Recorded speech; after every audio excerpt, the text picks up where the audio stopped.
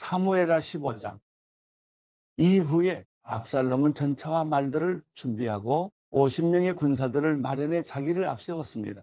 그는 일찍 일어나 성문 쪽으로 향한 길가에 섰습니다. 누구든 판결을 받으려고 왕 앞에 상소문을 들고 오면 압살롬이 그 사람을 불러 말했습니다. 내가 어느 성 출신이냐? 그 사람이 이스라엘의 어느 지파에서 왔습니다라고 대답하면 압살롬이 그에게 보아라, 내 상소가 옳고 타당하지만 내 말을 들어줄 만한 사람이 왕에게 없구나라고 말하며 또 이렇게 덧붙여 말했습니다.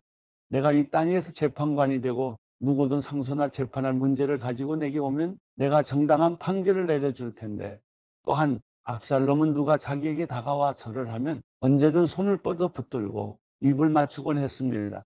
압살롬은 정당한 재판을 호소하며 왕께 오는 모든 이스라엘 사람들에게 이런 식으로 대해서 이스라엘 백성들의 마음을 사로잡았습니다. 4년 만에 압살롬이 왕께 말했습니다. 헤브론에 가서 제가 여호와께 소원한 것을 이룰 수 있게 해 주십시오. 왕의 종이 아람의 구슬에서 살 때 여호와께서 저를 예루살렘에 다시 가게 해주시면 제가 여호와를 섬기겠다고 소원했습니다. 왕이 그에게 평안히 가거라 하고 말하자 그는 일어나 헤브론으로 갔습니다.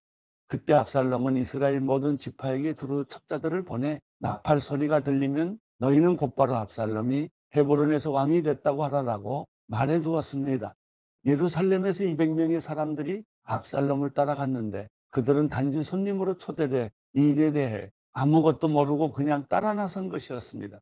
압살롬은 제사를 드리면서 다윗의 참모인 길로 사람 아히도벨에게 사람을 보내 그의 고향 길로에 오게 했습니다. 이렇게 반란 세력이 점점 커지자 압살롬의 추종자들도 점점 불어났습니다. 심부름꾼이 와서 다윗에게 말했습니다. 이스라엘의 인심이 압살롬에게로 돌아섰습니다. 그러자 다윗이 그와 함께 예루살렘에 있던 모든 신하들에게 말했습니다. 여기서 도망가야겠다. 그렇지 않으면 우리 가운데 어느 누구도 압살롬에게서 살아남을 수 없을 것이다. 지금 당장 떠나자. 그 아이가 조만간 우리를 쳐서 해치고 칼로 성을 칠까 두렵구나. 왕의 신하들이 그에게 대답했습니다. 우리는 왕의 종들입니다. 무엇이든 우리 주 왕께서 하라고 하시는 대로 할 것입니다. 왕은 왕궁을 지킬 후궁 10명만 남겨놓고 그의 모든 가족들과 함께 떠났습니다. 왕이 떠나자 모든 백성들이 그 뒤를 따랐습니다. 그러다가 그들은 성 외곽에 멈추어 섰습니다. 그의 모든 신하들이 왕의 옆에서 걸었고 모든 그렛 사람과 모든 블렛 사람과 가드에서부터 왕을 따라온 600명의 모든 가드 사람이 왕 앞에서 행진해 갔습니다. 왕이 가드 사람 이때에게 말했습니다. 내가 왜 우리와 함께 가려고 하느냐? 돌아가 왕과 함께 있어라. 너는 내 고향에서 망명온 외국 사람이니 말이다. 내가 온 것이 불과 얼마 전인데 어디로 갈지도 모르는 내가 어떻게 내게 우리와 같이 떠나자고 하겠느냐? 돌아가거라. 내 동포들도 데리고 가거라. 은혜와 진리가 너와 함께하기를 바란다. 그러나 이때가 왕께 대답했습니다. 여호와께서 살아계심과 내 주 왕께서 살아계심을 두고 맹세하는데 내 주 왕께서 계시는 곳이면 어디든 그것이 죽음이든지 생명이든지 상관없이 왕의 종도 거기에 있을 것입니다. 다윗이 이때에게 말했습니다. 그러면 먼저 건너가거라. 그리하여 가드 사람이 때는 자기 부하들과 그에게 딸린 아이들과 함께 건넜습니다. 온 백성들이 지나갈 때 나라 모든 백성들이 큰 소리로 울었습니다. 왕은 기드론 골짜기를 먼저 건넜고 온 백성들은 광야 길을 향해 나아갔습니다. 사독도 거기 있었고 하나님의 언약궤를 메고 있던 모든 레위 사람들도 그와 함께 있었습니다. 거기에서 하나님의 궤를 내려놓았습니다. 아비아달도 올라와 모든 백성들이 성에서 나올 때까지 기다렸습니다. 그러자 왕이 사독에게 말했습니다. 하나님의 궤를 성 안으로 들여놓아라. 여호와 앞에 내가 은혜를 입었다면 그분이 나를 돌아오게 하시고 언약궤와 그분이 계시는 곳을 다시 보여주실 것이다. 그러나 그분께서 내가 너를 기뻐하지 않는다라고 하신다면 내가 여기 있으니 그분이 보시기에 선한 대로 내게 행하실 것이다. 왕이 제사장 사독에게 또 말했습니다. 너는 선견자가 아니냐? 너는 너희 두 아들 곧 아히마스와 아비아달의 아들 요나단을 데리고 평안히 성으로 돌아가라. 나는 내가 소식을 전해올 때까지 광야의 나루터에서 기다리고 있겠다. 그리하여 사독과 아비아달은 하나님의 궤를 메고 예루살렘으로 돌아가 그곳에 있었습니다. 그러나 다윗은 계속 올리브 산으로 올라갔습니다. 그는 머리를 가리고 발에 아무것도 신지 않은 채 계속 울면서 갔습니다. 그와 함께 있던 모든 백성들도 머리를 가리고 계속 울면서 올라갔습니다. 그때 누군가 다윗에게 아이도벨이 압살롬의 모반자들 가운데 껴있다는 소식을 전했습니다. 그러자 다윗이 기도했습니다. 여호와여, 아이도벨의 계획을 어리석게 하소서. 다윗이 산꼭대기에 도착했습니다. 그곳은 백성들이 하나님께 경배를 드리곤 하던 곳이었습니다. 그때 그곳에 있던 아렉 사람 후세가 자기 옷을 찢고 머리에 흙을 뒤집어 쓴 채로 그를 맞으러 나왔습니다. 다윗이 그에게 말했습니다. 내가 나와 함께 간다면 내게 짐이 될 것이다. 성으로 돌아가 압살롬에게 왕이시여, 내가 왕의 종이 되겠습니다. 내가 전에는 왕의 아버지의 종이었지만 이제 왕의 종이 되겠습니다. 라고 한다면 내가 아이도벨의 계획이 실패로 돌아가도록 나를 도울 수 있을 것이다. 사독과 아비아달 두 제사장이 거기 너와 함께 있지 않겠느냐? 무엇이든 왕궁에서 듣는 소식은 사독과 아비아달 두 제사장에게 말해주어라. 그들의 두 아들, 곧 사독의 아들 아히마스와 아비아달의 아들 요나단이 그들과 함께 거기에 있으니 무엇이든지 들리는 대로 그들 편의 소식을 전하여라. 그리하여 다윗의 친구 후세는 성 안으로 들어갔습니다.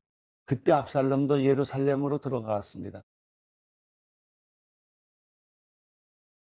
사무엘하 16장. 다윗이 산 꼭대기에서 조금 떨어진 곳에 갔는데 그곳에서 무비보셋의 종이었던 시바가 그를 맞았습니다.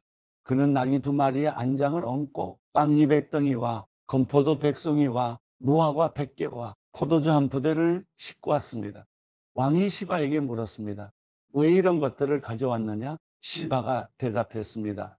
나귀들은 왕의 가족들이 탓이라고 마련한 것이고 빵과 과일은 신하들이 먹고 포도주는 광야에서 지쳤을 때 마시라고 준비했습니다. 그러자 왕이 물었습니다. 내 주인의 손자는 어디 있느냐? 시바가 왕께 대답했습니다. 그는 지금 예루살렘에 남아 있습니다. 그는 이스라엘 사람들이 자기 할아버지의 왕국을 자신에게 되돌려 줄 것으로 생각하고 있습니다. 그러자 왕이 시바에게 말했습니다.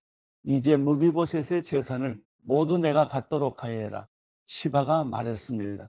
제가 엎드려 절하니 내 주 왕께 은혜를 입기 바랍니다. 다윗 왕이 바울임에 도착하자 사울 집안 사람 하나가 그곳에서 나왔습니다. 그 이름은 시므이요, 게라의 아들이었는데 그는 나오면서 계속 저주를 퍼부었습니다.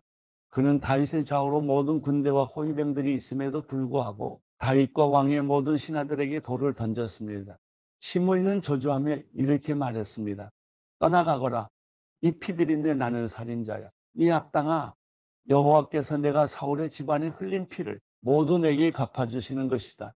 내가 그의 자리를 차지했지만 여호와께서 이 나라를 내 아들 압살롬의 손에 넘겨주셨다. 내가 피를 흘린 사람이기에 내 악 때문에 스스로 재앙을 받는 것이다. 그러자 스루야의 아들 아비새가 왕께 말했습니다. 어떻게 이 죽은 개와 같은 녀석이 내 주 왕을 저주하는 것입니까? 제가 가서 그 목을 치겠습니다. 그러자 왕이 말했습니다. 스루야의 아들들아, 내가 너희와 무슨 상관이 있다고 그러느냐? 여호와께서 그에게 다윗을 저주하여라라고 하신 것이라면 어느 누가 왜 내가 이렇게 하느냐 하고 물을 수 있겠느냐? 그러고 나서 다윗이 아비새와 자기 모든 신하들에게 말했습니다. 내 몸에서 난 내 아들도 내 목숨을 빼앗으려 하는데 이 베냐민 사람이 오죽하겠느냐? 여호와께서 그에게 그렇게 하라고 명령하셨으니 저주하게 그냥 내버려 두어라. 여호와께서 내 비참한 모습을 보시고 그 저주를 내게 손으로 갚아주실지 누가 알겠느냐? 그러고 나서 다윗과 그의 사람들은 계속 길을 따라갔습니다. 시므이는 그 반대편 산비탈을 따라가면서 계속 저주하고 돌을 던지면서 흙을 뿌렸습니다. 왕과 그와 함께 있던 백성들은 모두 지쳐 한 곳에 머물러 쉬었습니다. 한편 압살롬과 이스라엘의 모든 군사들은 예루살렘에 입성했습니다. 아히도벨도 그와 함께 있었습니다. 그때 다윗의 친구인 아렉 사람 후세가 압살롬에게 가서 왕께 만세, 왕께 만세 하고 외쳤습니다. 압살롬이 후세에게 물었습니다.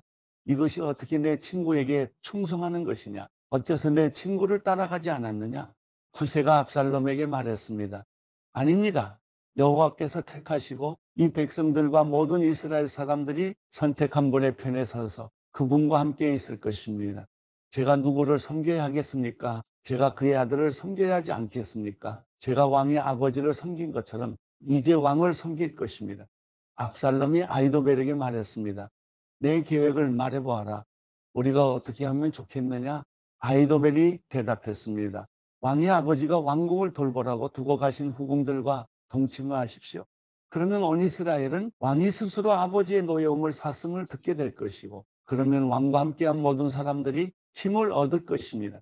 그러자 그들은 압살롬을 위해 지붕에 천막을 쳤고, 그는 온 이스라엘이 보는 앞에서 아버지의 후궁들과 동침했습니다. 그 당시 사람들은 아히도벨이 주는 계획들을 마치 하나님께 여쭤서 받은 말씀과 꼭 같이 여겼습니다. 아히도벨의 계획은 다윗에게도 압살롬에게도 모두 그렇게 여겨졌습니다. 사무엘하 17장. 아히도벨이 압살롬에게 말했습니다. 제가 1만 2천 명을 뽑아 오늘 밤 일어나 다윗을 쫓겠습니다. 그가 피곤해 지쳤을 때 공격해 다윗에게 겁을 주면 그와 함께 있던 모든 군사들이 달아날 것입니다. 제가 다윗 왕만 쳐 죽이고 백성들은 모두 왕께 데려오겠습니다. 왕이 찾으시는 그 사람만 죽이면 백성들이 다 돌아올 것이고 백성들이 모두 평안할 것입니다. 압살롬과 이스라엘의 모든 장로들이 보기에 이 계획은 훌륭했습니다. 그러나 압살롬은 아렉 사람 후세를 불러 그의 계획도 들어보자고 했습니다. 후세가 들어오자 압살롬이 말했습니다. 아히도벨이 이러이러한 계획을 세웠다. 그가 말한 대로 하는 것이 좋겠느냐? 그렇지 않다면 내 의견을 말해보아라. 후세가 압살롬에게 대답했습니다. 지금으로서는 아히도벨의 계획이 그리 좋은 것 같지 않습니다. 왕의 아버지와 그 군사들을 아실 것입니다. 그들은 용사들인데다가 사납기로는 새끼를 빼앗긴 들곰과 같습니다. 게다가 왕의 아버지는 백전노장이니 백성들과 함께 진영에 있지 않고 지금쯤 아마 동굴이나 어디 다른 곳에 숨어 있을 것입니다. 만약 우리 군사들 가운데 누가 먼저 쓰러지기라도 하면 그 소식을 듣는 사람이 압살롬을 따르는 사람들이 졌다라고 말할 것입니다. 그러면 아무리 사자 같은 심장이라도 두려움으로 간담이 서늘해질 것입니다. 왕의 아버지가 용사며 그와 함께 있는 사람들은 용맹스럽다는 것을 온 이스라엘이 알고 있기 때문입니다. 그래서 제가 왕께 드리는 계획은 이렇습니다. 단에서부터 브엘세바에 이르기까지 바다의 모래알같이 수많은 온 이스라엘이 왕 앞에 모이도록 해 왕께서 직접 싸움터에 나가시는 것입니다. 그리하여 우리가 다윗을 찾을 만한 곳에서 그를 치는 것입니다. 마치 온 땅에 이슬이 떨어지는 것처럼 다윗을 덮치는 것입니다. 그러면 다윗이나 그의 사람들 가운데 살아남는 사람이 한 사람도 없을 것입니다. 만약 그가 어떤 성에 들어가 있다면 온 이스라엘이 그 성의 밧줄을 가지고 들어가게 하십시오. 그러면 우리가 그 성을 강으로 잡아당겨 돌조각 하나도 남기지 않고 쓰러뜨릴 것입니다. 압살롬과 모든 이스라엘 사람들이 말했습니다. 아렉 사람 후세의 계획이 아히도벨의 것보다 낫습니다. 이렇게 된 것은 여호와께서 압살롬에게 재앙을 주시려고 아히도벨의 좋은 계획을 좌절시키셨기 때문이었습니다. 그때 후세가 두 제사장 사독과 아비아달에게 말했습니다. 아히도벨이 압살롬과 이스라엘 장로들에게 이러저러한 계획을 내세우고 나도 이러저러한 계획을 내세웠습니다. 그러니 당장 다윗에게 소식을 보내 오늘 밤 광야 나루터에 계시지 말고 한시바비 강을 건너십시오. 그러지 않으면 왕과 그와 함께한 모든 사람이 죽을 것입니다. 라고 말하십시오. 요나단과 아히마스는 들킬까 봐 성으로 들어가지 않고 엔로겔에 머물러 있었습니다. 그래서 한 여종이 그들에게 가서 소식을 전해주면 그들이 다윗 왕께 가서 알리곤 했습니다. 그러나 한 젊은이가 그들을 보고 압살롬에게 일러 바쳤습니다. 그러자 그 두 사람은 재빨리 그곳을 떠나 바울임에 있는 어떤 사람의 집으로 갔습니다. 그 집마당에 우물이 하나 있어서 그들은 그 속에 내려가 있었습니다. 그러자 그의 아내가 우물 뚜껑을 가져다가 우물을 막고 그 위에 곡식을 널어놓아서 아무도 알지 못하게 했습니다. 압살롬의 사람들이 그 집 여자에게 와서 물었습니다. 아히마스와 요나단이 어디 있느냐? 그 여자가 그들에게 대답했습니다. 그들은 시내를 건너갔습니다. 그 사람들은 사방으로 찾아보았으나 결국 찾지 못하고 예루살렘으로 돌아갔습니다. 그 사람들이 가고 난 뒤 그 두 사람은 우물에서 기어나와 다윗 왕께 달려가 그 말을 전했습니다. 일어나 빨리 강을 건너십시오. 아히도벨이 이러이러한 계획을 냈답니다. 그리하여 다윗과 그와 함께 있던 모든 사람들은 일어나 요단강을 건넜습니다. 동틀 무렵까지 요단강을 건너지 못한 사람은 아무도 없었습니다. 아히도벨은 자신의 계획이 채택되지 못한 것을 보고는 나귀의 안장을 얹고 일어나 고향의 자기 집으로 돌아갔습니다. 그리고 그는 집을 정리한 뒤 목매달아 죽어 그 아버지의 무덤에 묻혔습니다. 다윗은 마하나임으로 갔고 압살롬은 모든 이스라엘 군사들을 데리고 요단강을 건넜습니다. 압살롬은 요압을 대신해 아마사를 군대 장관으로 세웠습니다. 아마사는 이스라엘 사람 이드라라는 사람의 아들입니다. 이드라는 나하스의 딸 아비갈과 결혼해 아마사를 낳았는데, 아비갈은 요압의 어머니인 스루야의 여동생입니다. 이스라엘 사람들과 압살롬은 길앗 땅에 진을 쳤습니다. 다윗이 마하나임에 가 있을 때 암몬 사람들의 성인 라빠에서 나스의 아들 소비가 찾아왔고, 로데발에서 암미엘의 아들 마길과 로굴림에서는 길앗 사람 바르실레가 찾아와 침대와 대야와 그릇들을 가져오고, 밀과 보리와 밀가루와 볶은 곡식과 콩과 팥과 볶은 녹두와 꿀과 버터와 양과 치즈를 가져와 다윗과 그의 일행들에게 먹으라고 주었습니다. 그들은 다윗의 일행이 광야에서 배고프고 지치고 목말랐을 것이라고 생각했던 것입니다. 사무엘하 18장. 다윗은 그와 함께 있는 사람들의 수를 세워 천부장과 백부장을 세웠습니다.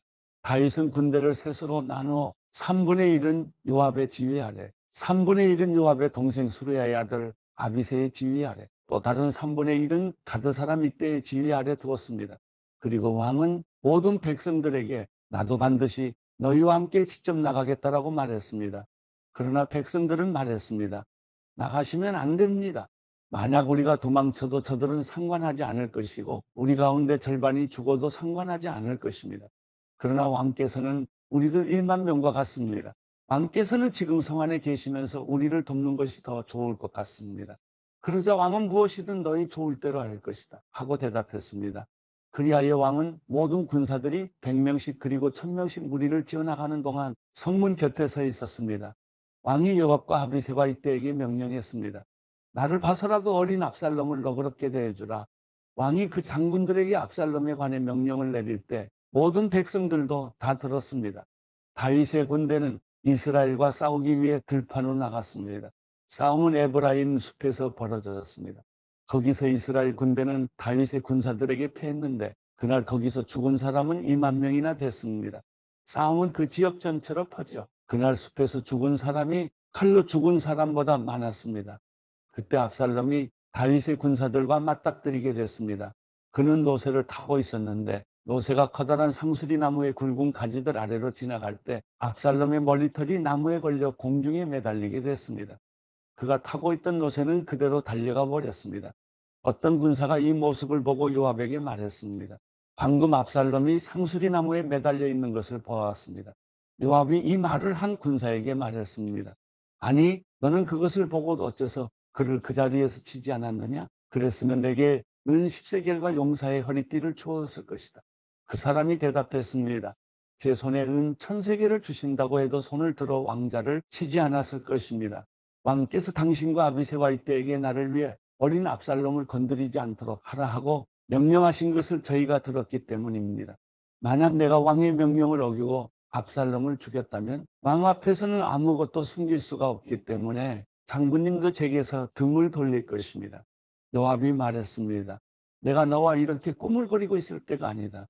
그러고는 창 3개를 손에 쥐고는 아직 살아서 상수리 나무에 달려있는 압살롬의 심장을 찔렀습니다. 요압의 무기를 든 군사 10명도 압살롬을 에워싸고 쳐 죽였습니다. 그러고 나서 요압이 나팔을 불어 군사들을 멈추게 하자 군사들이 이스라엘을 뒤쫓아가지 않고 돌아왔습니다. 그들은 압살롬을 데려다가 숲속 큰 구덩이에 던져넣고 그 위에 아주 큰 돌무더기를 쌓아 두었습니다. 이스라엘 군사들은 모두 자기 장막으로 도망쳤습니다.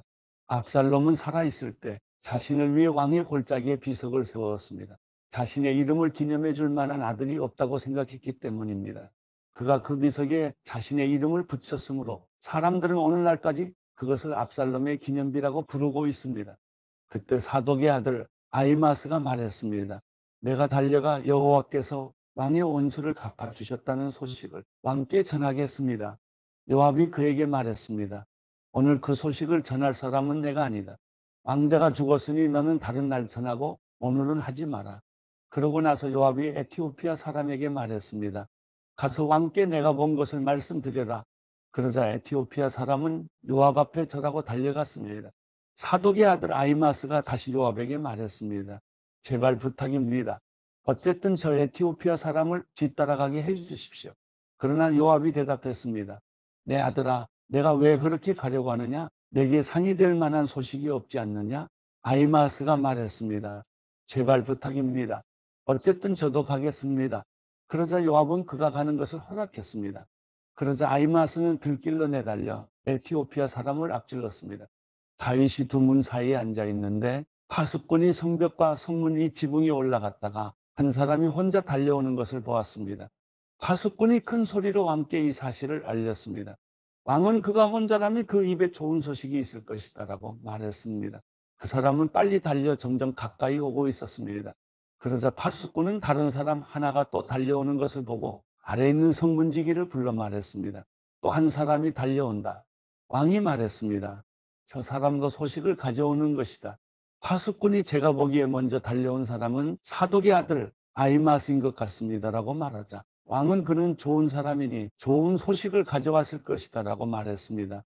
그러자 아히마스가 얼굴을 땅에 대고 절한 뒤 큰 소리로 왕께 말했습니다. 모든 것이 잘 됐습니다. 오늘 내 주 왕을 대적해 손을 든 사람들을 멸하신 왕의 하나님 여호와를 찬양합니다. 왕이 물었습니다. 어린 압살롬은 무사하냐? 아히마스가 대답했습니다. 요압이 왕의 종인 저를 보낼 때 큰 소동이 있는 것을 보았는데 뭔지는 잘 모르겠습니다. 왕이 말했습니다. 이쪽에 서서 기다리고 있어라. 그러자 그는 한 발 물러나 서 있었습니다. 그러자 에티오피아 사람이 이르러 왕께 아뢰었습니다. 내 주 왕이에요. 좋은 소식을 들으십시오. 여호와께서 오늘 왕을 대항해 들고 일어난 사람들에게 원수를 갚아주셨습니다. 왕이 에티오피아 사람에게 물었습니다. 어린 압살롬은 무사하냐? 에티오피아 사람이 대답했습니다. 내 주 왕의 원수들과 왕을 해치려고 들고 일어나는 모든 사람들이 그 젊은이와 같게 되기를 빕니다. 왕은 이 말을 듣고 마음이 너무 아파서 성문 위쪽 방으로 올라가 통곡했습니다. 왕은 올라가면서 울먹이며 말했습니다. 내 아들 압살롬아, 내 아들아, 내 아들 압살롬아, 내가 너 대신 죽을 수만 있었다면 압살롬아, 내 아들, 내 아들아. 갈라디아서 4장. 내가 또 말합니다. 상속자가 어린아이일 동안에는 비록 모든 것의 주인이지만 종과 다름이 없고 아버지가 정해놓은 때가 되기까지 그는 후견인과 재산관리자 아래에 있습니다. 이와 같이 우리도 어린아이였을 때는 세상의 초보적인 것들 아래서 종노릇했습니다. 그러나 때가 찾아 하나님께서는 자기 아들을 보내셔서 한 여자에게서 나게 하시고 율법 아래 나게 하셨습니다. 이는 율법 아래 있는 사람들을 구속하시고 우리로 하여금 아들의 신분을 얻게 하기 위함입니다. 여러분이 아들들이므로 하나님께서 자기 아들의 영을 우리 마음속에 보내셔서 아버지라고 부르게 하셨습니다. 그러므로 여러분은 더 이상 종이 아니고 아들입니다. 그리고 여러분이 아들이면 또한 하나님으로 말미암는 상속자입니다. 그러나 전에 여러분이 하나님을 알지 못했을 때는 본질적으로 하나님이 아닌 것들에게 종노릇했지만 이제는 여러분이 하나님을 알 뿐 아니라 오히려 하나님께서 아시는 사람이 됐습니다. 그런데 어째서 여러분은 다시 무력하고 천박한 초보적인 것들로 되돌아가 또다시 그것들에 종노릇하려는 것입니까? 여러분은 날과 달과 절기와 해를 잘도 지킵니다. 내가 여러분을 위해 수고한 것이 헛될까 두렵습니다. 형제들이여, 내가 여러분과 같이 됐으니 여러분도 나와 같이 되기를 바랍니다. 여러분은 내게 아무런 해도 끼치지 않았습니다. 여러분이 알다시피 내가 처음에 여러분에게 복음을 전하게 된 것은 육체의 연약함 때문이었습니다. 그리고 내 육체의 연약함이 여러분에게 시험거리가 될 만한 것이었는데도 여러분은 비웃거나 멸시하지 않았고 도리어 나를 하나님의 천사처럼 그리스도 예수처럼 환영해 주었습니다. 그런데 여러분의 복이 어디에 있습니까? 나는 여러분에게 증언합니다. 여러분은 만약 할 수만 있었더라면 여러분의 눈이라도 빼서 내게 주었을 것입니다. 내가 여러분에게 진실을 말해서 여러분의 원수가 됐습니까? 그들이 여러분에게 열심을 내는 것은 좋은 뜻으로 하는 게 아니라 여러분을 이간하고자 함입니다. 이는 오직 여러분으로 하여금 그들을 열심히 따르게 하려고 하는 것입니다. 그러나 그들이 좋은 일로 여러분에게 열심을 내는 것은 내가 여러분과 함께 있을 때뿐 아니라 언제라도 좋습니다. 내 자녀들이요, 여러분 안에 그리스도의 형상이 이루어지기까지 나는 다시 여러분을 해산하는 고통을 겪습니다. 내가 지금 여러분과 함께 있어서 내 음성을 바꿨으면 좋겠습니다. 이는 여러분에 대해 당혹감을 느끼고 있기 때문입니다. 율법 아래 있고자 하는 여러분, 내게 말해 보십시오. 여러분은 율법이 말하는 것을 듣지 못합니까? 아브라함에게 두 아들이 있었는데 한 사람은 여종에게서 났고 다른 한 사람은 자유가 있는 본처에게서 났다고 기록되어 있습니다. 여종에게서 난 사람은 육체를 따라 났고 자유가 있는 본처에게서 난 사람은 약속으로 인해 났습니다. 이것은 비유로 말한 것인데 이 여자들은 두 언약을 나타냅니다. 하나는 신의 산에서 비롯된 것으로 종노릇할 아들을 낳은 사람, 곧 하갈입니다. 이 하갈은 아라비아에 있는 신의 산을 뜻하는 것으로 지금의 예루살렘에 해당합니다. 이는 예루살렘이 자기 자녀들과 함께 종노릇하기 때문입니다. 그러나 위에 있는 예루살렘은 자유자이며 우리의 어머니입니다. 기록되기를 임신하지 못하는 여자여 기뻐하라. 해산의 고통을 모르는 여자여 소리 높여 외치라. 홀로 사는 여자의 자녀들이 남편 있는 여자의 자녀들보다 훨씬 더 많을 것이다 라고 했습니다. 형제 여러분, 여러분은 이삭을 따르는 약속의 자녀들입니다. 그러나 그때 육체를 따라 난 사람이 성령을 따라 난 사람을 핍박한 것 같이 지금도 그러합니다. 그런데 성경은 무엇이라고 말합니까? 여종과 그녀의 아들을 내쫓으라. 여종의 아들이 자유가 있는 본처의 아들과 함께 상속받지 못할 것이다 라고 했습니다. 그러므로 형제들이여, 우리는 여종의 자녀가 아니라 자유가 있는 본처의 자녀입니다. 갈라디아서 5장. 그리스도께서 우리를 해방시켜 주신 것은 자유를 누리게 하기 위함입니다. 그러므로 굳건히 서서 다시는 종의 멍에를 매지 마십시오. 나 바울은 여러분에게 말합니다. 만일 여러분이 할례를 받는다면 그리스도는 여러분에게 아무 유익이 없을 것입니다. 내가 할례를 받는 모든 사람에게 다시 증언합니다. 그런 사람은 율법 전체를 행해야 할 의무가 있습니다. 율법으로 의롭다고 인정받으려고 하는 사람은 그리스도에게서 끊어지고 은혜에서 떨어져 나갔습니다. 그러나 우리는 성령을 통해 믿음으로 인해 의의 소망을 간절히 기다리고 있습니다. 그리스도 예수 안에서는 할례를 받는 것이나 할례를 받지 않는 것이나 아무 소용이 없고 오직 사랑으로 역사하는 믿음뿐입니다. 여러분은 잘 달려왔습니다. 그런데 누가 여러분을 가로막고 진리에 순종치 못하게 했습니까? 그러한 권면은 여러분을 부르신 분에게서 온 것이 아닙니다. 적은 누룩이 반죽 전체를 부풀게 합니다. 나는 여러분이 다른 아무 생각도 품지 않을 것을 확신합니다. 그러나 누구든지 여러분을 혼란에 빠뜨리는 사람은 심판을 받을 것입니다. 형제들이요, 내가 여전히 할례를 전한다면 왜 아직도 핍박을 받겠습니까? 그랬다면 십자가의 걸림돌이 없어졌을 것입니다. 여러분을 선동하는 사람들은 차라리 스스로를 거세해버렸으면 좋겠습니다. 형제들이요, 하나님은 여러분을 부르셔서 자유하게 하셨습니다. 그러나 그 자유를 육체의 만족을 위한 기회로 삼지 말고 도리어 사랑으로 서로 종노릇 하십시오. 왜냐하면 모든 율법이 내 이웃을 내 자신과 같이 사랑하라라고 하신 한마디 말씀 안에서 완성되기 때문입니다. 그러나 만일 여러분이 서로 물어뜯고 삼키면 피차 멸망할 것이니 조심하십시오. 내가 또 말합니다. 여러분은 성령을 따라 행하십시오. 그러면 결코 육체의 욕망을 채우려고 하지 않게 될 것입니다. 육체의 욕망은 성령을 거스르고 성령의 욕망은 육체를 거스릅니다. 이 둘은 서로 상반되기 때문에 여러분이 원하는 것들을 할 수 없게 합니다. 그러나 만일 여러분이 성령의 인도를 받는다면 여러분은 율법 아래 있지 않습니다. 육체의 일들은 명백합니다. 곧 음행과 더러움과 방종과 우상 숭배와 마술과 원수 맺음과 다툼과 시기와 분노와 이기심과 분열과 분파와 질투와 술 취함과 방탕과 또 이와 같은 것들입니다. 내가 전에 경고한 것처럼 지금도 경고합니다. 이런 일을 행하는 사람들은 하나님 나라를 상속받지 못할 것입니다. 그러나 성령의 열매는 사랑과 기쁨과 화평과 오래 참음과 친절과 선함과 신실함과 온유와 절제입니다. 이런 것들을 금지할 율법은 없습니다. 그리스도 예수께 속한 사람들은 육체와 함께 그 정욕과 욕망을 십자가에 못 박았습니다. 만일 우리가 성령으로 산다면 또한 성령을 따라 행합시다. 헛된 영광을 구해 서로 노엽게 하거나 질투하지 않도록 합시다.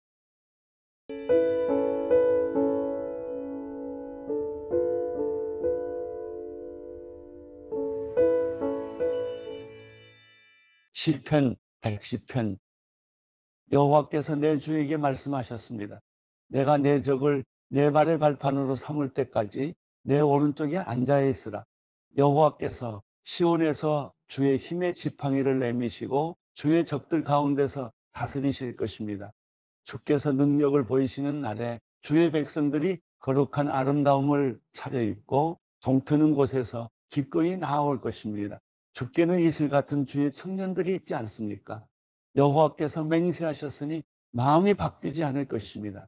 너는 멜기세덱의 계열을 따르는 영원한 제사장이다 하신 것입니다.